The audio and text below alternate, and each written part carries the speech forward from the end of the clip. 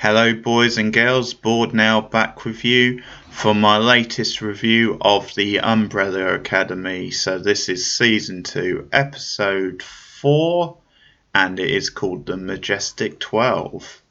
So I'll get to the title of the episode in just a moment because it is sort of the big storyline, but just to start off with the opening flashback, because I think it's quite neat. It follows on from the end of the last episode where it was revealed that Layla was indeed a double agent and that she was the daughter of the handler, in fact, as we find out in this episode, not exactly her daughter, not her biological daughter, but she's her adopted daughter anyway.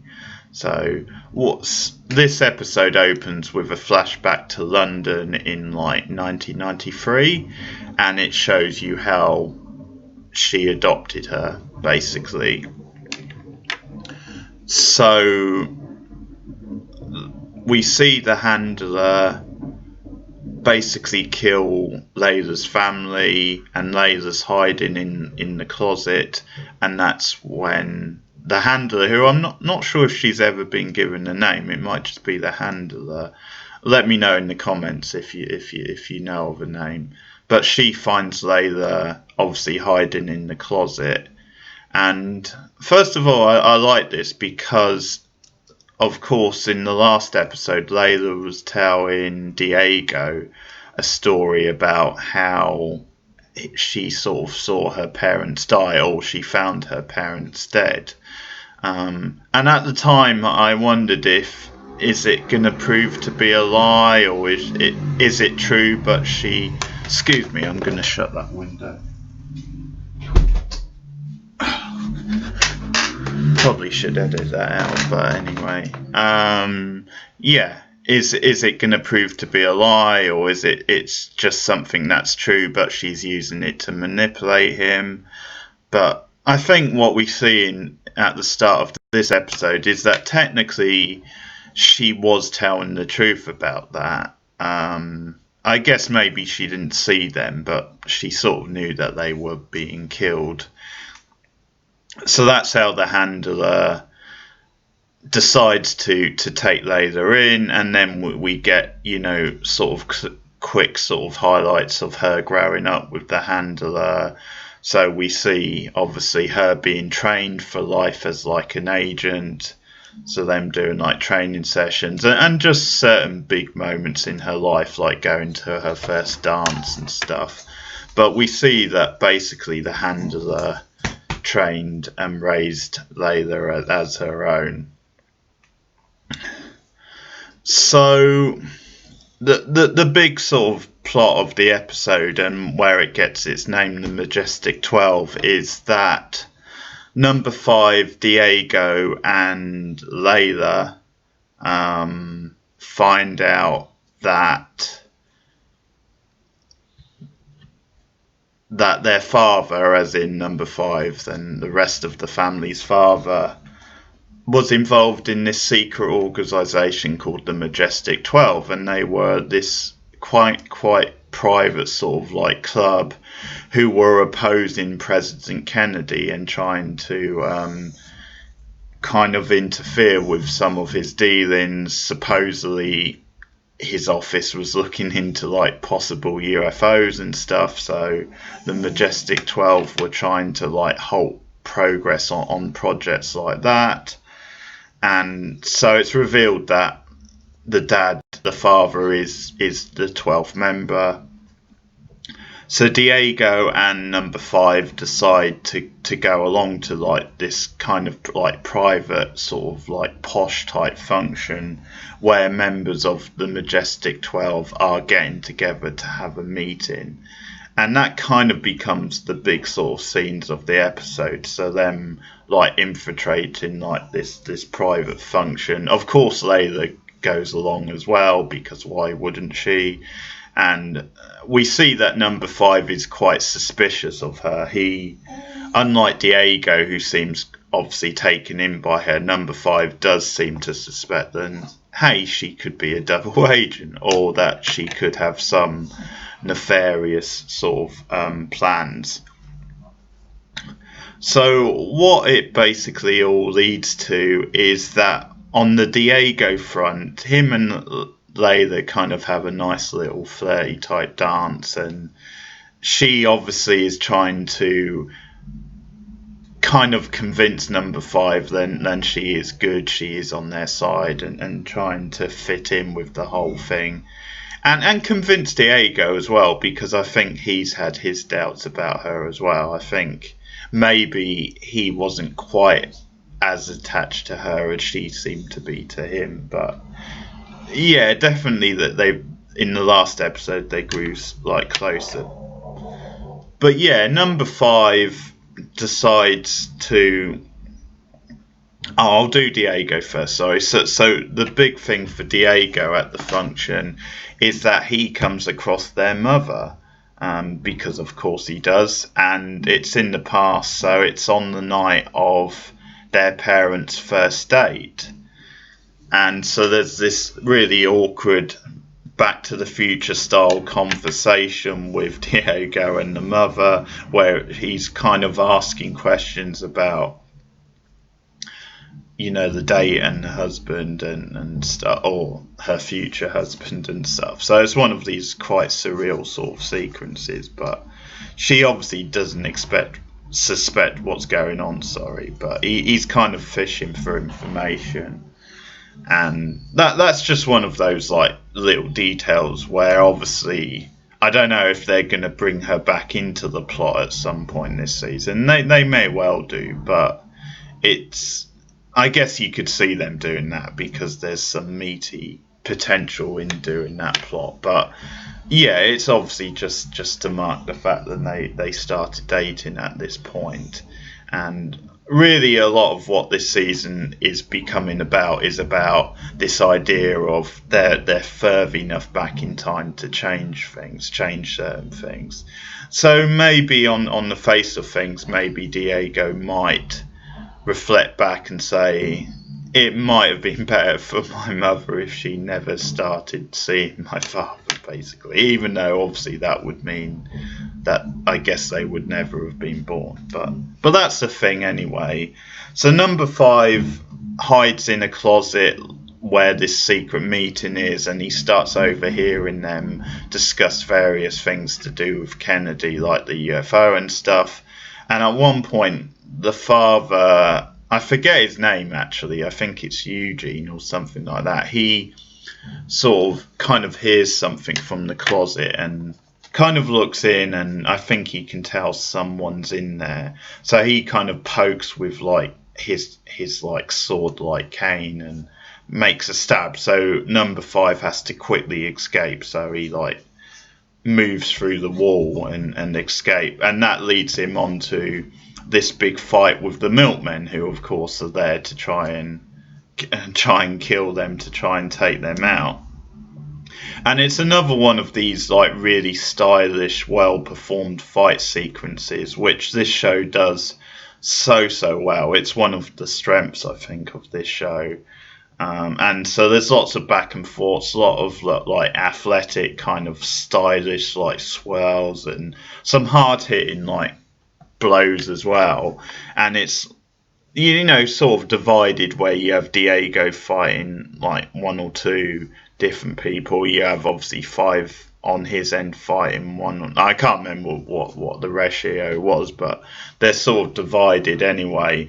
But I think what's interesting about the scene is that Layla, she was told at the start of the episode by the handler, by her adopted mother, to protect number 5 at all costs. So this means that in this situation, 5's the one in trouble. They're both in trouble. So she's kind of divided between the guy Diego, who she's been having a relationship with, who you probably assume there is some genuine feelings there, even though she's working as a double agent.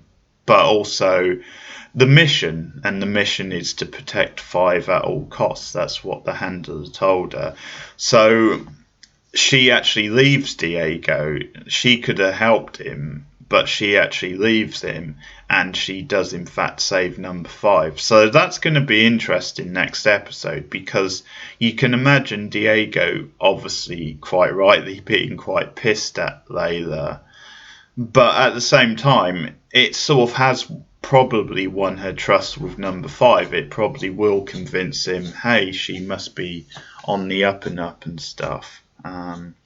But yeah, the scenes at the function I really liked. I thought there was some good stuff there. Again, I enjoyed the fight. I think the weakest moments in the episode were the plot involving Vanya.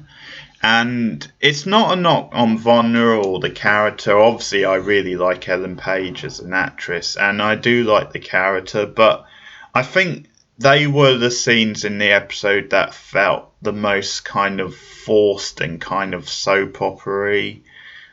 Like they were just forcing drama for the sake of it, rather than it was kind of justified. So, number 5 obviously caught up or catches up with her, and he it's 5 and Luther. Obviously they went to the fight, so those 3 are like temporarily together in this episode. And so Luther and Vanya have a chat, and Luther tells her about what happened in the previous, like in the present, if you like, what happened with her, not just her, but the others, but her and her violin kind of being responsible for the apocalypse. And this obviously freaks her out, and she, obviously 5 wants her to stay because he wants to get the whole group together and stuff, and obviously try and stop another apocalypse. So, but Vanya was obviously upset at the news she heard, so she like goes back to the farm. She says, no, I'm quite happy with my life now, I want no part of this. So she drives back to the farm, and she goes back and kind of says, she gives, I think it's Izzy, or Sissy, I think Sissy maybe, she gives her basic information, like she got to see like her brother and stuff, but she obviously doesn't go into that much detail. But yeah, there's a moment between them, they have a kiss, which you could kind of see coming, because obviously Sissy has been pulling away from her like drunken, abusive husband. Certainly he's been having an affair at the least. And Vanya and her have become closer. They've obviously sort of bonded, and this leads to a kiss. And I think in a way I'm kind of into their relationship because I like the 2 characters, but I just think it could be a little more subtle, a bit more natural than this kind of forced, sort of soapy type relationship they seem to be having. Because in the first episode, I think it was, when they were just together and they were sharing a joint, and there was something a bit more kind of, subtle, understated about that scene. They were just getting to know each other, and Vanya was kind of supporting her when Izzy was in a bad place. So that scene I did like, and I think I like the characters, but it just feels kind of forced. And then what happens next is that Vanya sort of announces, I can't stay on this farm. And the reason why she can't, or feels she can't stay, is because of the milkmen. She says about them going after her, and she says, well, unfortunately they're not going to stop, they're going to keep coming after me, and I can't put you and your son in that sort of danger. So then what happens is the son conveniently overhears this. He gets upset because he's obviously grown quite attached to Vanya, and he runs off. So then you get this big drama about them trying to find the son. Vanya once again gets to use her powers, because there's this scene where she like lifts the ocean or the lake literally, and she gets to see he's under the lake, so he's kind of drowned. So then she gives him mouth to mouth, and again it's a very kind of melodramatic sort of moment, but ultimately she does save him, and obviously Izzy's very sort of grateful. But I think, yeah, this is definitely the weakest stuff in the episode. As much as I like Vonna and I quite like Izzy, but it did feel like a little bit of forced drama. Just a couple of other small things. Obviously, Addison, who featured quite heavily in the last episode, well, she now, as a result of what happened at the sit-in and then the arrests, she feels like cut off from her husband, from Ray, because they arrange a meeting without telling her, and Ray's just kind of upset about, first of all, what happened with her like mysteriously bumping into two of her brothers, and then the stuff with whatever he thinks he saw with the powers. And so there's a bit of tension at the meeting where they don't seem to trust Addison, but I guess more importantly Ray doesn't. And they go outside, and obviously he tries to get the truth out of her, but she's not ready to go there yet. She's not ready to tell him the truth, so they kind of leave it as that. And the other thing with Addison in this episode is that she bumps into Luther. She happens to come across him. Now, I think this is another issue, small issue with this season, is because they've split everyone up. It's kind of just this thing where they're slowly bringing them back together. And I think it's just a problem because they have to, in a way, come up with like these ways of them all meeting up again. And certainly with this, they're not even tried to come up with anything interesting. It's just like she comes across him, he's like having breakfast or something at like this calf type place. It's like an open air sort of place, but it's fair enough. It's just one of like these things where they just have to come up with ways to kind of get them together. So it's going to feel a bit sort of like weak or coincidental. But the scene itself is quite sort of nice because obviously she knows, and Luther now knows about her being married, and he's actually really nice about it. He says that I'm glad there's someone here for you, and the way he phrases it is quite nice. He says, well, no one has the right to tell you how to handle this whole, part we're in the past sort of thing, time travel. So they do kind of bond and have a sort of a moment, and you do wonder if there's going to be a bit of a love triangle, especially with Addison and Ray now having issues. So that could lead to a bit of kind of forced drama, but I did enjoy the scene with Luther and Addison. Speaking of Luther, he essentially is kicked out of his place because of the whole him letting himself get beat in the fight and just like losing the mob guy a lot of money. So he's kind of, as this guy puts it, on the shit list. So Luther has to leave, and he decides to go to where number 5 is staying with the UFO guy. And what happens is 5 and Diego aren't there. Of course, they've gone to like the function, and so the UFO guy lets Luther in, and they have one of these kind of typical like standard sort of like stoner like comedy scenes where they both get high sort of thing, and it's just like this novelty of seeing someone like Luther get high with this stranger he doesn't even know, and they start talking about their lives and laughing, and it's kind of trippy as you would expect, but it's kind of a typical scene that you see in a lot of like TV shows or films where it's just the comedy comes from the fact that these two don't even know each other, and yet they're getting high and opening up. But it's, whatever. And then I guess the only other thing to look at is the Klaus plot in this, and that's because, and it's another quite interesting scene when you look at kind of like the politics of the era, because Klaus confronts Dave, I think his name is, in the diner. In the diner, I should say, and he starts talking to him, and obviously Dave recognises him from the hardware store, but he doesn't know him outside of that. He doesn't know what context he's meant to know this guy from besides the hardware school. So without obviously telling him about what happens in the future, Klaus says, it's a bad idea to enroll for Vietnam. Obviously, like hundreds of soldiers are going to get killed and stuff. It's a really bad idea. And then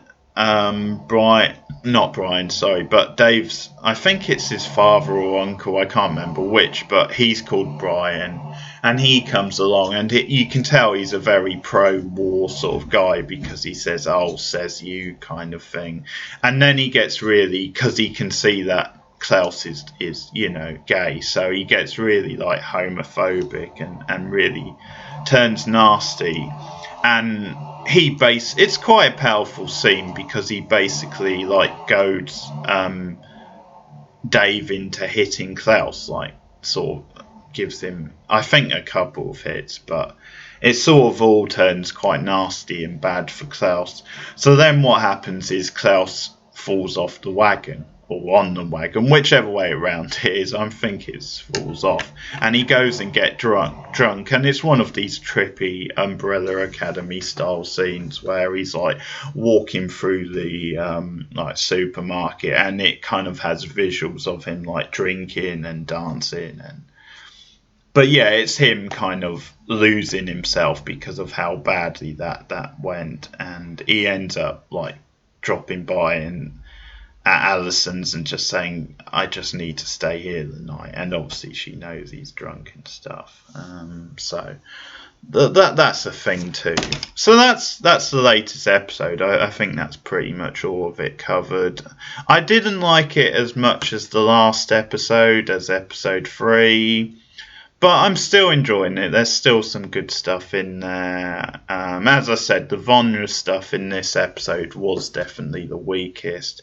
And I think it's still dragging a little bit at times, the plot, just this, because they're still quite sort of fragmented and stuff. But it's, again, enjoyable stuff outside of the first episode, which I did think was a bit of a mess. I've actually enjoyed the 3 episodes since then, so I can't have too many complaints. It's just the plot maybe feels a bit repetitive, and I'm not sure it's as good as season 1. Of course, that could change. I mean, it could really hit top gear in the episodes to come, but I'm enjoying it enough, is what I would say. So that's my thoughts on Umbrella Academy Season 2, Episode 4. If you've seen this episode, let me know your thoughts on it in the comments below. Also, let me know what you're thinking of this season so far. Do you like it as much as the first season? Not as much? Do you even maybe like it a bit more? Let me know. Just to flag up a few things coming up over the next few days. I will be doing 1 or 2 live streams this week. I'm going to do a special one this weekend where I will be watching and commenting on the classic musical The Wizard of Oz. So you can expect that either Saturday or Sunday. I'm not quite sure yet. Also, I will be doing more Perry Mason. There's only a couple of episodes left of season 1 of that. Also, the final episode of Spied season 1. You can expect that in the next few days. And also the X-Files, my latest review of that. I think that's probably the next thing that will go up after this. So that will be of the 4th episode of the first season, called Conduit. So if you want to get that episode watched and ready for the review, that would work out well. So X-Files review coming up and more streams. Obviously, I've highlighted this already, but I've got a big birthday coming up in less than a couple of weeks. I think it's a week on this weekend anyway, my big 40th, and as a part of that I will be doing a special stream that night with probably a couple of movie watches. One of them I think will be Remy and Michelle's high school reunion, because that film's an absolute blast.